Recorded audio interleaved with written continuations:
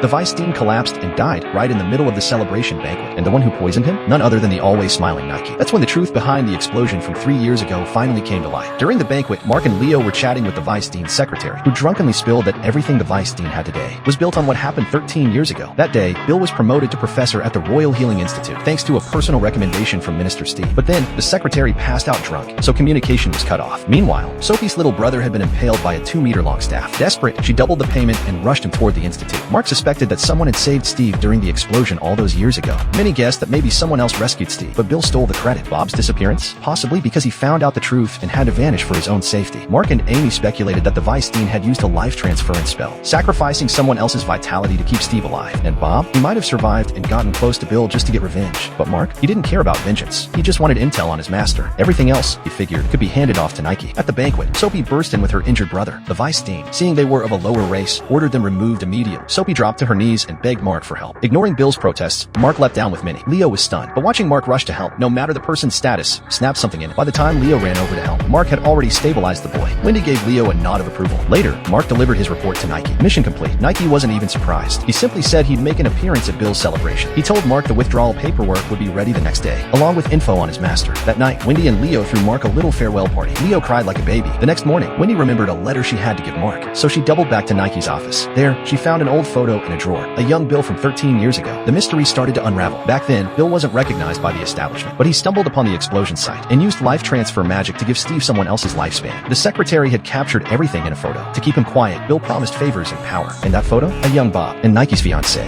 At the celebration banquet, Nike secretly laced the red wine with poison. Everyone started collapsing. Bill's dose was small, just enough. Nike recreated the moment from 13 years ago. He gave Bill a choice: transfer someone else's life force again, or divide his own among the poisoned victims. Bill begged for the antidote. Nike took 2 sips of the wine himself. If you're gonna save me, he said, you'll have to give up your own life force. Then I'll hand over the cure. And in the end, Bill chose self-preservation. That's when Mark burst in. Wendy, confused, asked Nike, why are you doing this? Nike replied that he and his fiancée once dreamed of saving as many lives as possible, but she died in that explosion. At first, Nike believed it was just an accident and vowed to carry on her dream. It wasn't until Bob vanished that he realized the explosion was no accident at all. Leo voiced his outrage. Mark responded with a callback. Remember when Nike asked which coin I'd pick from the pile? My answer was all of them. Nike scoffed. You don't even know the ingredients in the poison. How are you going to cure them? But Mark didn't hesitate. With a basic healing spell, he started reviving the poisoned guests. It turned into a race between poison and purification. Wendy and Leo jumped in to help. Nike fell silent. He couldn't accept the idea that someone so different from him, someone who hadn't lost everything, could be the one to stand at the top of the healing world. He'd seen how unfair the world was. He questioned the value of life itself. But Mark,